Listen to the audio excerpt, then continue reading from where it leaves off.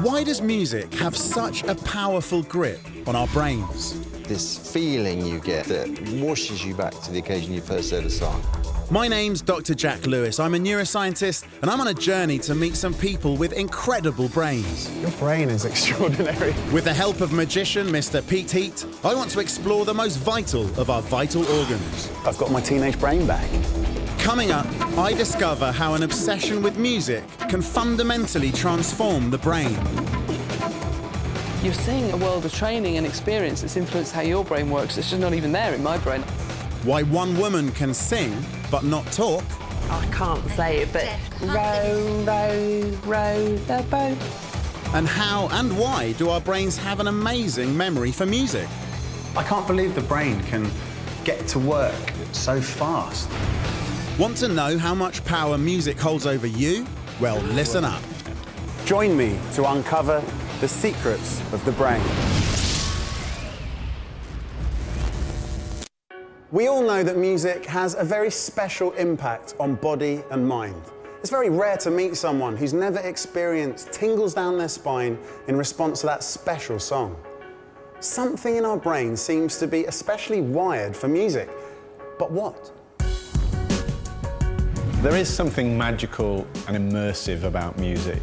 Music is very powerful and is at the center of our nature as human being as much as language.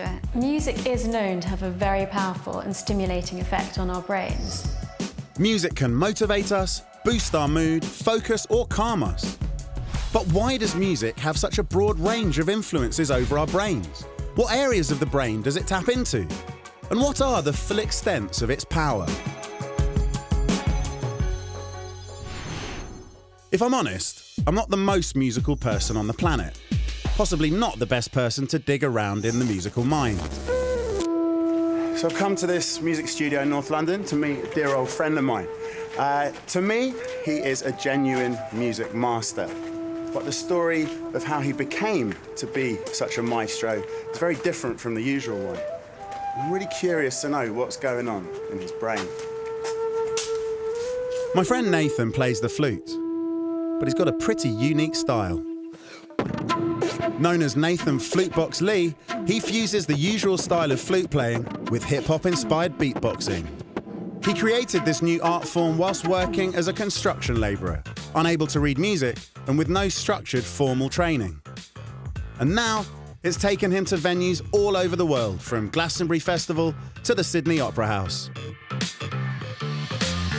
Nathan. Oh, you saying, Doc? Hey. How you doing, Doc? Good to see You all right? Yeah, how's you going? tricks? All That right. sounded really good. Thanks, man. So we've known each other since childhood. Long time. So what came first, the beatbox or the flute? I was, I used to beatbox at school. And so I was always beatboxing, and I started playing flute when I was about 20, you remember. I was doing lots of building work, and then I started playing flute. What were you doing? Like, how can you figure out how to play a flute if you've never had any formal training? Well, you just put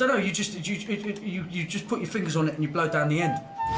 Now, seriously, I've known for years that music has a deep, almost all-consuming hold on Nathan. Fascinated by everything from hip-hop to jazz to breakbeat, his love of music and a streak of eccentricity allowed him to create a completely new art form from scratch. You used to keep disappearing. Yeah. And we always wondered where you'd gone. And there was an air raid shelter in that was really echoey. And we realised after a few days that that's where you kept disappearing to. It was a beautiful place to do it, and the echo and everything. And then when you guys came up there and we all sat there together, do you remember? It was the first time we'd ever heard flute box. Yeah. Like flute and beatbox together, this new sound. But we were mesmerised. We were like, is that Nathan playing like that? We'd never heard anything like it. At what point did the beatbox come into it? We just straight away, because you just rather than just going, you just, and you just start beatboxing down it, and it was just a way, rather than even calling it beatbox, it was just a way of making the instrument more percussive, playing it in a way that I wanted to express myself more. His love affair with music has driven Nathan's brain to develop virtuoso levels of skill. And I know for a fact that what he makes look so easy really isn't. Puck your lips a little bit more. That's it. There you go, you've done it.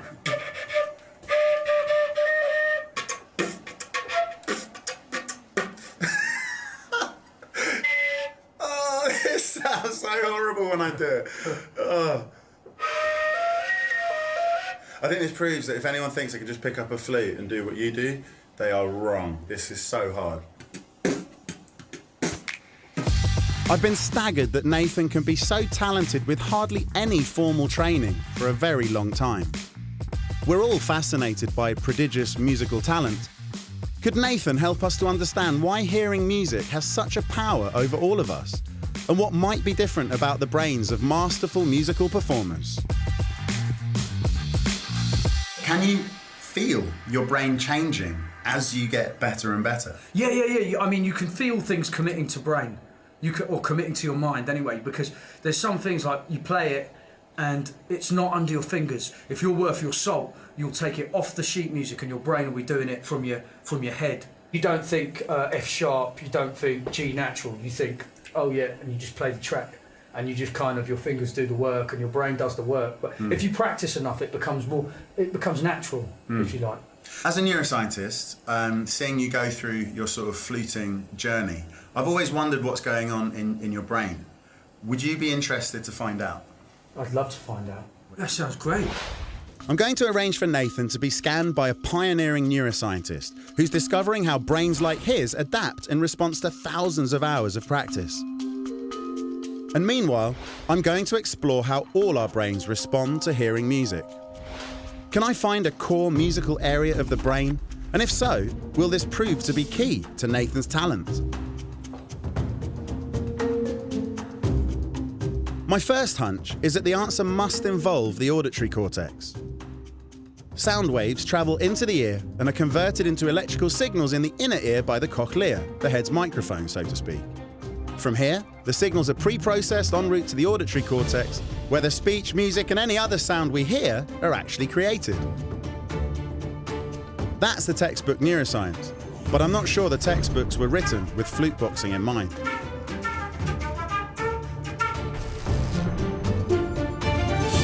Meanwhile, our resident magician, Mr. Pete Heat, has been helping us unlock the power of the brain. And he thinks that when it comes to music, not everything can be so easily explained. Do you guys like music? Yeah. Yeah, everyone? Good, everyone likes music. Have you been to any gigs recently? Yeah. Not recently, but loads last year. Good, but we're going to go to an imaginary gig now, okay. Right? So I want you two to imagine that these are not blank pieces of paper, they are in fact tickets to go and see a gig. Okay, so it could be any gig, could be any band, could be anywhere in the world. All right, so we're going to start by deciding on the headliner. So if I ask you, this could be someone that you like, someone that you don't like, just make it random. Who's it going to be? Who's the headline act? Okay, Adele? Adele? Yeah. Okay, perfect. Yeah. All right, so we're going to go and see Adele. Yep, good choice. And who's supporting Adele? Who's the support act? Justin Timberlake, JT. Okay, JT, the man. I'm sure they gig together all the time. So yeah, Adele, supported by Justin Timberlake. And whereabouts are we in the world? New York? New York. Yeah. Okay, so you get a holiday out of it as well. Okay, good. Watch the tickets. Though. Obviously they're not tickets yet, but imagine they're tickets. Like, watch.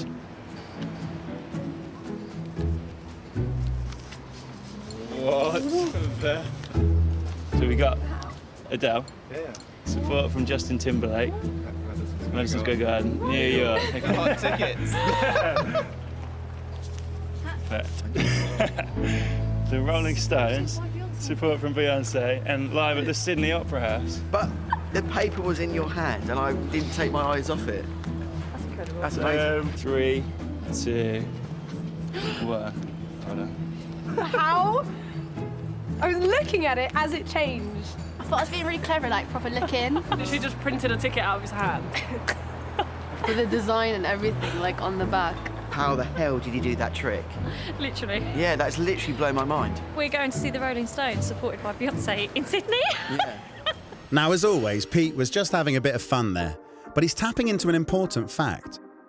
Even if we're not musical prodigies like Nathan, all of our brains have a deep connection with music. That moment when that band's on the stage, you're just there in the moment, rather than trying to be something else. Something that's in there forever. And You feel it more, you see what their expressions are, they connect with the audience, it's, music's everything really. All of Pete's volunteers are making a link between different types of music and specific events from their lives. There's nothing quite like music for taking our brains back to a previous time. But of course, music also has a tremendous capacity for evoking emotions. We don't just hear it, we really feel it. Good music hits the sweet spot between novelty and familiarity. It conjures up memories of our previous encounters of this music.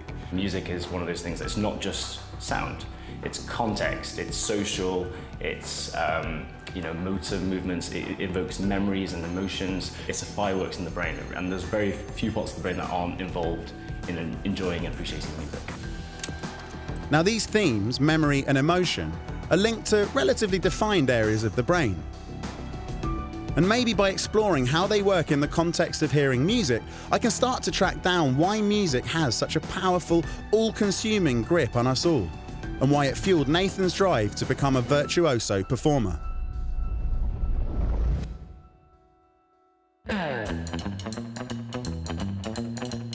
I'm going to start with some musical memories, and to do so, I've agreed to take part in an experiment being carried out by researcher Ulrich Pomper. Music is this really powerful, beautiful aspect of human nature, and it's so much part of our everyday life. Is there something special about music with regard to memory? Well, it seems like music is stored in different parts of the brain than other memories. So when we ask our participants in our studies to tell us about their favorite music, and they have very clear memories, so like meeting somebody for the first time or a kiss. So this tells us that music has a special place in the brain. And indeed, it's recently has been shown that there is a certain part of the brain that process sounds that are just related to processing music and not to other sounds. And what is that? Well, it's a part of the auditory cortex that's related just to musical processing. The key areas in question are located in the planum polare and the planum temporale. These areas are responsible for extracting the sound of music. Musical memories are then likely to be stored in all sorts of different structures all across the brain, but it definitely requires the involvement of the hippocampus.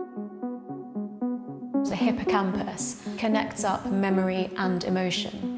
And music can have a particularly powerful effect on this part of the brain. If you hear a piece of music that reminds you of a particular time in your life, a holiday where you listen to that piece of music a lot, and then you suddenly hear it in your day-to-day life, it can take you right back to those memories. To take part in his study, Ulrich has asked me to note down some songs that I have a powerful connection with.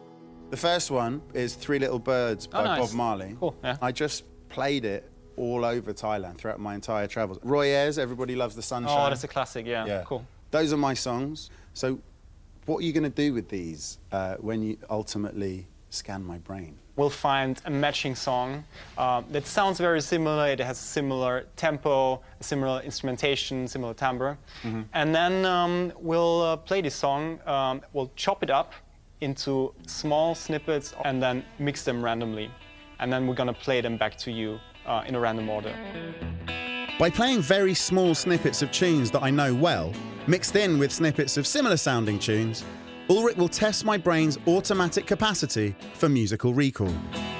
Will I really be able to recognise whether I have or haven't heard it before from a teeny tiny snippet like that? Well, we'll see. That's the interesting question. At Ulrich's lab, they wire me up with an EEG cap to find out. That looks very good. Excellent. Perfect. It's important to look good. The electrodes measure how my brain responds to the tiny snippets of music he's going to play me.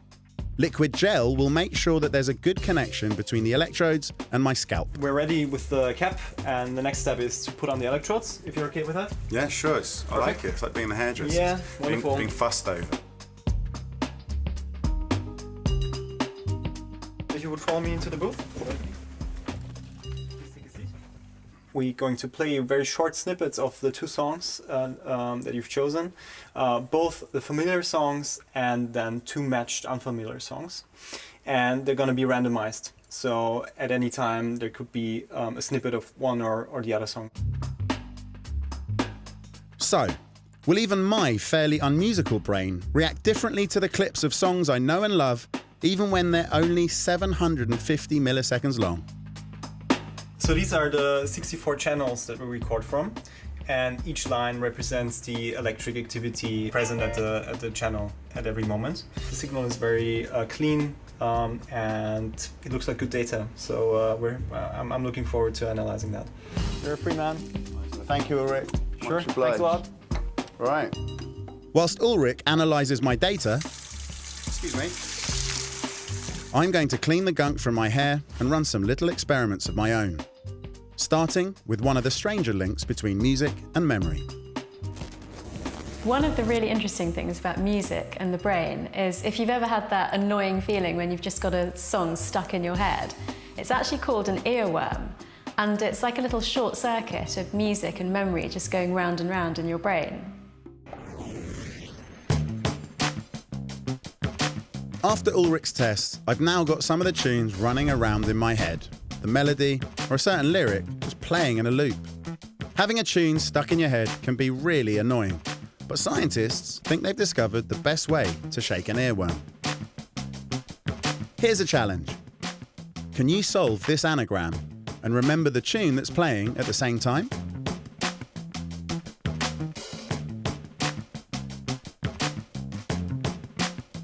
Easy, right? And the tune? Okay, try this next one. Another puzzle and another tune.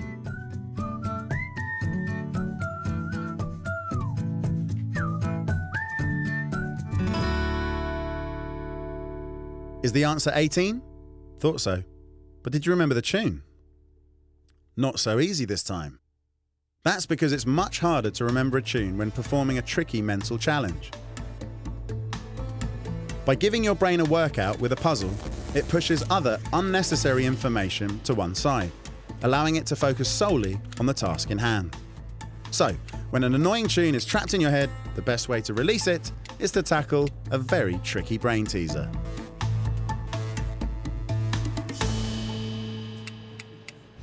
Now, Pete's trick didn't just stir his volunteers' musical memory, it clearly sparked emotions too.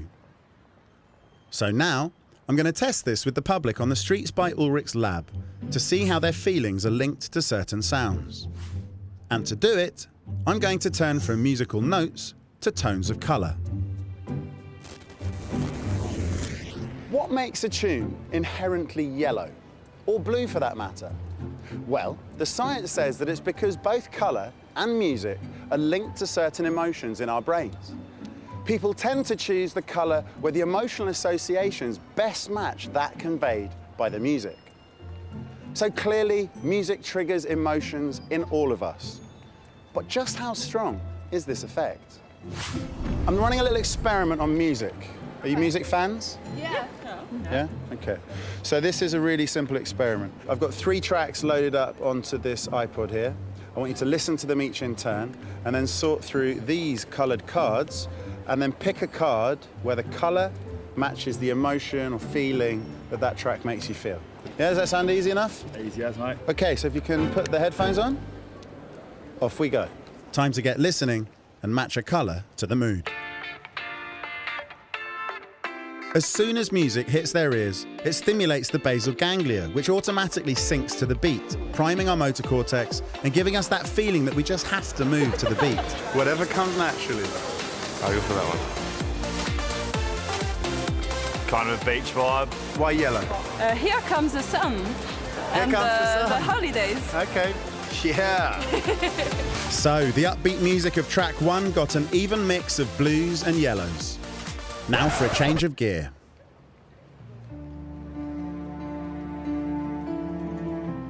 What colour would you choose? Like it's going on an adventure or like a journey. So for this mellow track, everyone honed into reds and purples at the warmer end of the colour spectrum. What about this final track?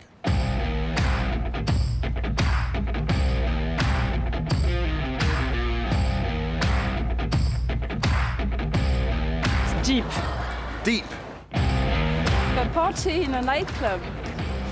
Dark. The type of music they'll play in like a dark place. What would you choose? Something darker? Well, the group certainly did. All their reactions are now totally synchronized with solid blacks for this much more menacing track. So, what's going on? Well, to understand the emotional side of our musical brain, we need to look into the limbic system. This is the brain's emotional processor, and scans have proved that it's invariably jolted into action by music. But the reason this experiment works is that emotion is also sparked by our other senses. What we see, what we touch, and what we taste. And these inputs can overlap. So, if you eat chocolate with a discordant tune, it can actually taste more bitter. This emotionally coloured response to music is so fundamental to our brain's makeup, it appears to transcend cultures and countries. Where in the world are you from? From Australia, mate. France. France. Grew up in Singapore. I'm from Long Island, New York. Mm-hmm. And I'm from Rochester, New York. Okay. So, people from 4 different continents all chose the same colours to represent the mood of the music. It's a neurological, emotional force that has the power to cross boundaries. For a lot of people, music has a lot of emotional context. A lot of the reasons might even stem to why music evolved. Music is perhaps a way of conveying and communicating emotion. The most interesting thing in the study of music is how it conveys emotion. Within music, there seem to be universal aspects that we will recognise as happy music or sad music. It's universal in the sense that there's no cultures that we know of across the world or across time that haven't in some way got some sort of music to kind of bond people together. Right, now it's your turn. But rather than colours, I'm going to play you some music and then show you some faces. All you have to do is guess how the people are feeling. Simple, right? First up, have a listen to this music. And now look at this face.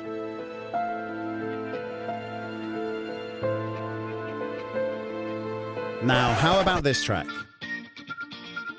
And this person, how are they feeling?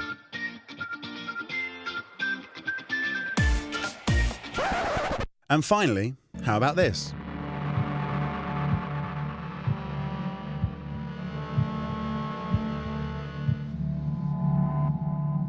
So, what did you think? Sad, then happy, and then scared, right? Well, actually, all the faces we showed you were neutral, but you interpreted those neutral expressions to match the tone of the music. Just like the colour test, this simple experiment shows how our brains respond differently depending on the emotion of the music.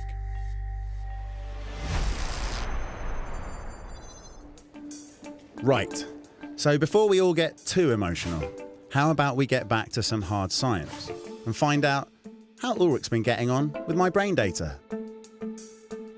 What do the results reveal about how my brain reacts to those minuscule snippets of music? So, how did my brain do?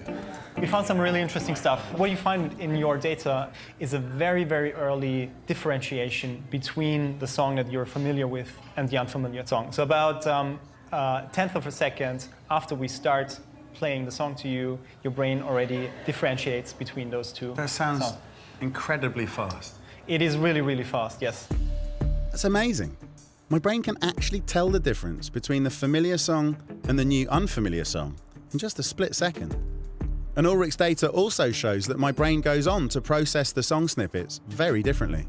Also, we see this difference in the alpha activity. They reflect sort of your overall brain state in terms of how engaged your brain is in the environment and how much information is being processed. So if you look at your activity, you can see that there is like a profound difference in activity in the alpha band. Wow, that's really clear. And the fact that we can see very little alpha activity when the unfamiliar song is played means that the brain is really actively engaged in making sense out of this new sound.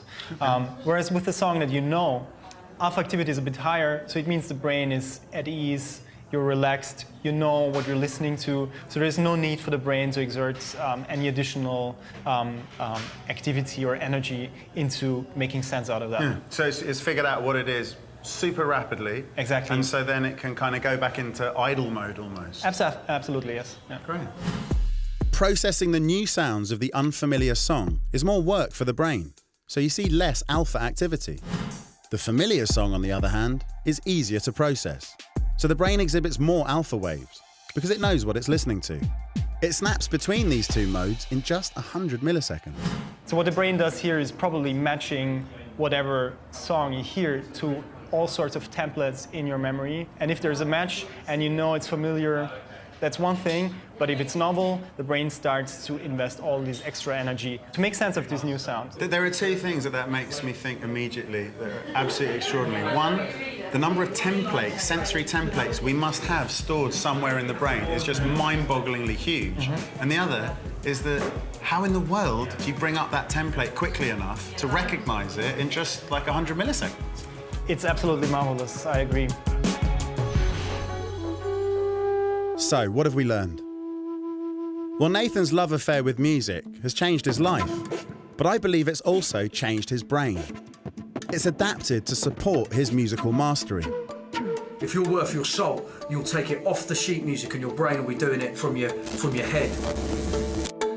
And Pete's proved that we all have a very powerful relationship with music. And now, Ulrich's shown that even my brain has an incredible ability to recognise, remember and process music in just a fraction of a second, which just goes to show how closely the auditory cortex and the hippocampus have to work together to enable such rapid recognition.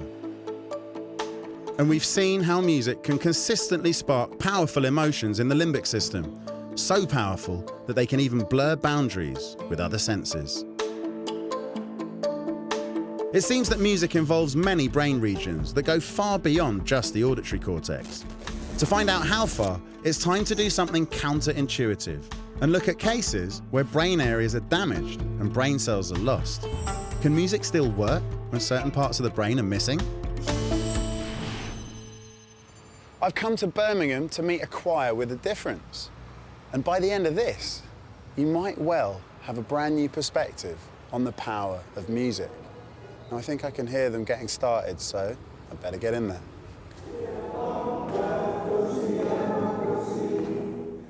This may look and sound like any normal choir practice. But remarkably, most of the people singing here can't even speak. Coming here, really bizarre, very new word all the time, and two, three songs, very slow word. I remember the pattern, singing. 15 years ago, out of the blue, Helen Nayland suffered a devastating stroke. It left her with extensive brain damage. For 2 years, she had no speech at all. And even after 15 years, she finds it pretty tough to talk. My stroke affected on the left side and nearly no brain. It's all gone? Well, nearly gone. But it was a very large stroke, was it? Yeah, I have aphasia and maybe 2, maybe 3 years, no speech at all. Really? So bizarre, I can't remember the words, but I remember everything about the tunes. So you remember everything to do with melody and tempo and harmony, but the words don't come so easily? No, I can't remember. Oh, really bizarre. Aphasia is essentially difficulty with communication. Aphasia refers to acquired language impairments, that is, impairments that are caused by brain lesions. And these impairments can involve the meaning of words, the sound form of words, can involve the ability to put words together. Helen was told that she may never speak again, but then she discovered the One Voice Choir. Music and speech are activities we often link together, powerful means of sharing our thoughts and emotions. But Helen's condition and the work of this remarkable choir might help me zero in on how the two rely on different areas of the brain. So, I've arranged for Helen to meet an expert. If they can solve the riddle of how she can do music but not speech, maybe we'll find some clues as to the mystery of how Nathan pulls off his beatboxing stunts. Dr. Christina Romani specialises in the linguistic impairments that arise as a result of brain damage. She's fascinated by the brain's capacity to be able to sing when it can't produce speech, and she's been studying Helen's case. After your stroke, how was your language at the beginning? Nothing. Absolutely nothing. I was a teacher and music degree. Maybe I sing and I can't remember the words. And can you sing the words as well as sing the melody? I remember the children's poem or rhyme. Row, row the boat. I can't say it, but row, row, row the boat gently down the street. Perfect. It's incredible. Helen can't remember how to say the words, but she can instantly recall how to sing them. To help explain how she's able to do this, Christina takes Helen through the scans of her brain. And this is the first time she's seen them since her stroke. Here is a picture of your brain, and it shows a quite extensive lesion involving cortical areas, including the frontal cortex, temporal cortex, extending to involve the parietal cortex, but also shows damage to a subcortical structure of the brain called the basal ganglia. The MRI scans are shocking. The lesion on the left-hand side of her brain is so extensive, it's remarkable that she's been able to regain any ability to speak. A region near the front of that left hemisphere of the brain is called Broca's area, and it's vital for creating clear, spontaneous speech. Helen's stroke damaged this region, but the right side of her brain remained largely untouched. That's important because specific regions within the right frontotemporal brain areas are key to creating music, particularly processing the rhythm and harmony when singing. And here's where Christina thinks Helen's brain is doing something extraordinary. Without Broca's area, the intact regions of the right frontotemporal areas seem to be stepping in to help guide her speech somehow. Their role in creating pitch and rhythm, not just in music but also in speech, seems to be helping to jog her brain's ability to speak words and phrases. And when Helen actually sings, the effect is so powerful that the words just come back straight away. Singing can help with all of these processes, and so it is possible that that's what's happening in your case. You know, now the right hemisphere is doing some of the language work. Oh, good. It's actually quite astonishing how much you have recovered in terms of your ability to communicate. Shocking, actually. The inside the brain damaged. The word process, I didn't know about that maybe brain swap over. So interesting about the singing. Speech and music share some similar processes to begin with. To begin with, they might share the same brain regions, but then there'll be slightly differences in terms of where they get processed afterwards. Because we know that music isn't limited to the language centres of the brain, we know that music is not just connected to speech. Obviously, speech is part of music, but there are so many other parts of the brain firing up at the same time that the connection isn't unique. So, what have my experiments and Helen's scans proved? Well, the idea that there might be a single music area in the brain is clearly far too simple an explanation.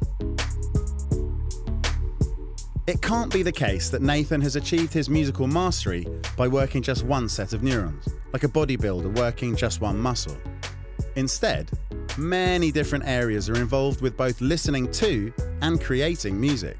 And either way, it taps into our brain's limbic system to stir up the emotion. And the hippocampus gives us access to our musical memories. So what the brain does here is probably matching whatever song you hear to all sorts of templates in your memory. And that the ability to process music seems to rely on areas at either end of the auditory cortex. Helen's scans and experiences show the surprising power that music has in helping the brain to even overcome massive injury. But can I channel this new knowledge into boosting my own musical ability? going from complete piano novice to performer in just 1 hour. But one mystery we will never get to the bottom of is why does Pete floss with headphones? Now it's time to let flute boxing meet MRI scanning. I've come here today to get my brain scanned, and the doctor's going to put me in the brain machine and see what's going on inside my head. Dr. Sophie Scott is an expert in the neurobiology of speech and sound.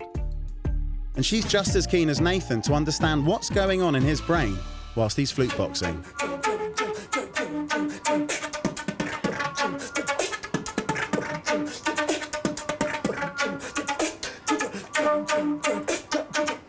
Oh wow, that is beautiful. Oh, thanks, man. Thank you. Absolutely lovely. Yeah, it's just a more percussive way of playing the instrument. Yeah. You know. So, well, we're going to try and find out how you're doing that. Oh, right. So No, what we're going to do brilliant. is through here we've got the scanner, Right. and that's basically going to let us take photographs of your brain. We can look at what your brain looks like structurally, but we can also take pictures of your brain in action. Okay. And we can see how your brain's working when you're doing this. Oh, amazing. Fantastic. So first of all, we need to get all the metal off you. Okay. Including that. Right. With no metal allowed in the scanner, Nathan has to perform the test playing a wooden recorder, which isn't easy, but he's up to the challenge. Okay, so I'm just going to start the scan, and just for the next minute, just play like you normally do.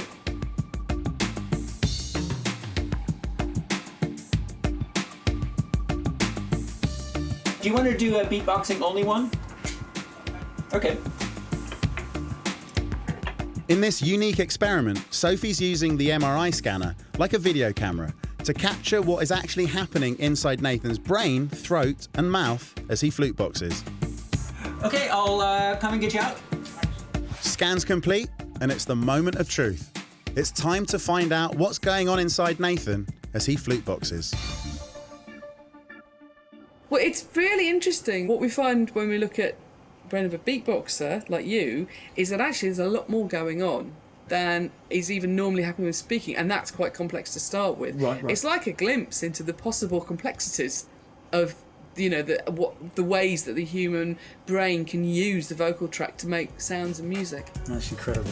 So this is what you see happening in a beatboxing brain compared to a talking brain. There's just a lot more activity. Right. There's just so much more to control. Yeah. You're doing at least 3 different sources of sound when you're beatboxing with the flute, and that's the sort of thing that's driving this.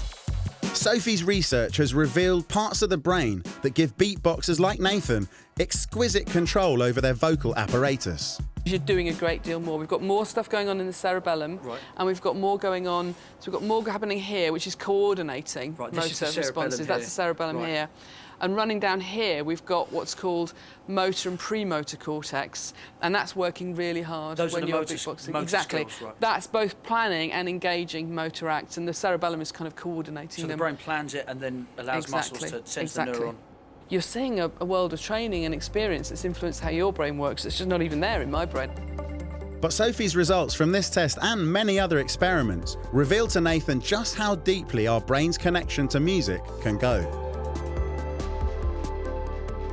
Almost every part of the brain can be involved in music. So we've got, what you get these motor areas that are to do with making sound and planning sound. We also get auditory parts of the brain that are to do with hearing sound.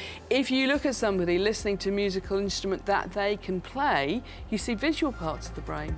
And then you've got also within the brain, and these areas are associated with memory.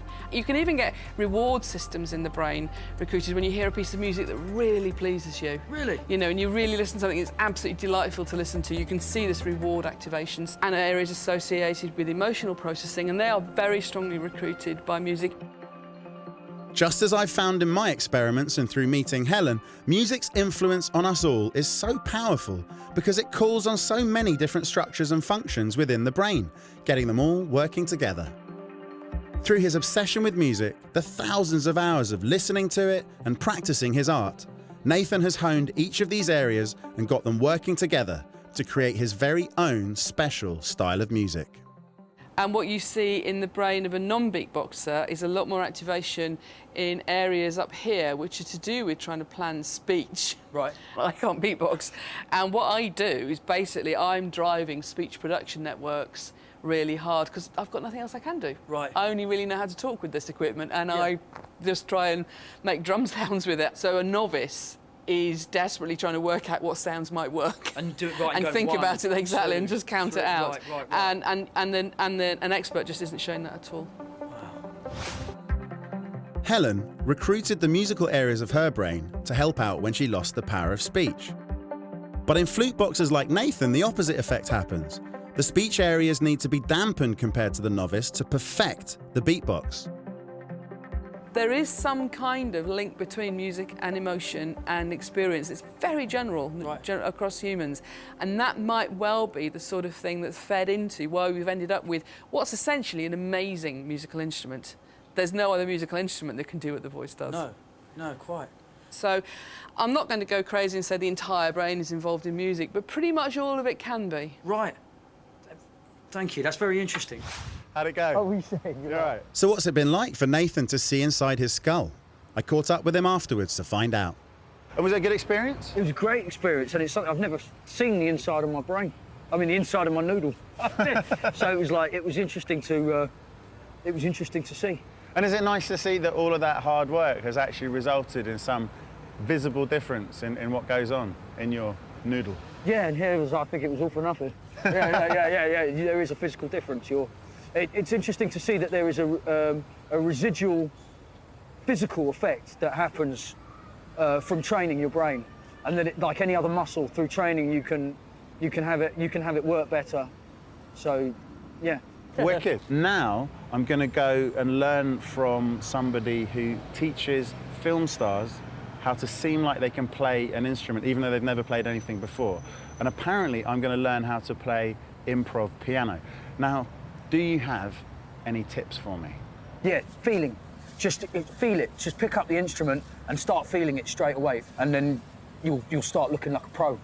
So you mean don't concentrate too much on the individual notes, don't worry too much about the performance, just feel what I'm playing, and so long as I do that, I'll be okay? Yeah, go in and just touch the instrument, be tactile with it and just feel. Just if you want to just have a quick result. Sounds good? Nice one, Doc. Always a pleasure. Cheers. As we all know, to become an accomplished musician takes years and years. It takes hundreds, if not thousands of hours of dedicated practice.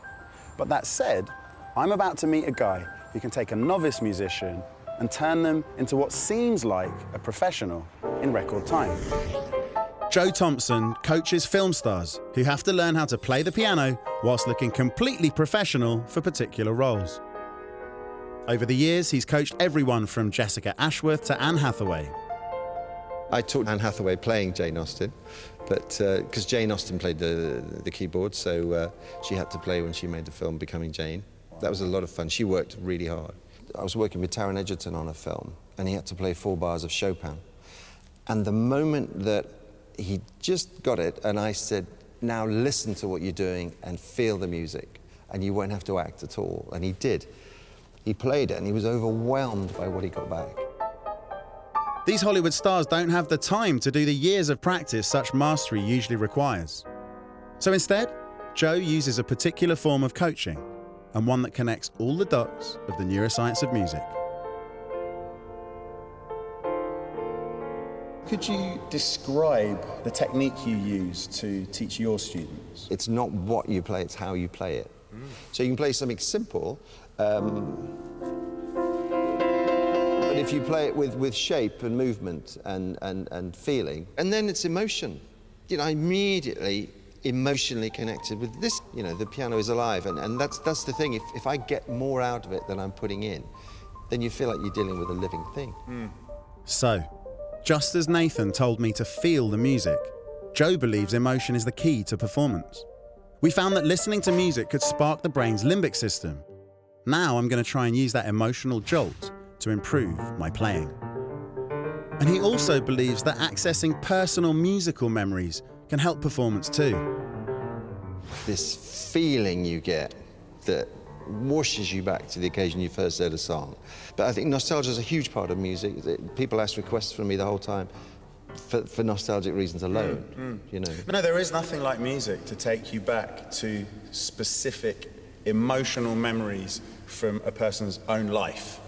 Music is the sort of texture of that emotional memory, if there was music in the environment when it was being made, and then you can be teleported straight back there in time. Joe also believes that you have to engage every sense, not just the listening powers of the auditory brain, but also the visions created in the visual cortex and the sense of touch in the somatosensory. It's not just about the sound, it's about the feeling. It really is. Feeling through the fingertips? Feeling through everything you've got. You just want to focus, so you use every sense. I'd say this. That bit there. Literally this strip here that responds to moving the forefinger, the middle finger, the ring finger, and the little finger, but also on the other side of the valley that responds to touch in those same 1, 2, 3, 4 fingers. And it sounds like your technique seems to exploit this too. Much more multi-sensory, recruiting many more different areas of the brain at the same time. You're a neuroscientist without even realizing it. Fantastic. Made my day. Right, time to put it all together. So then I can leave you on your own and you can just enjoy, apply all your senses, see what you can fish out of the piano, see what you can hear, see what you can feel. Thank you so much. It's been a pleasure. Really appreciate it. Good luck. Enjoy it.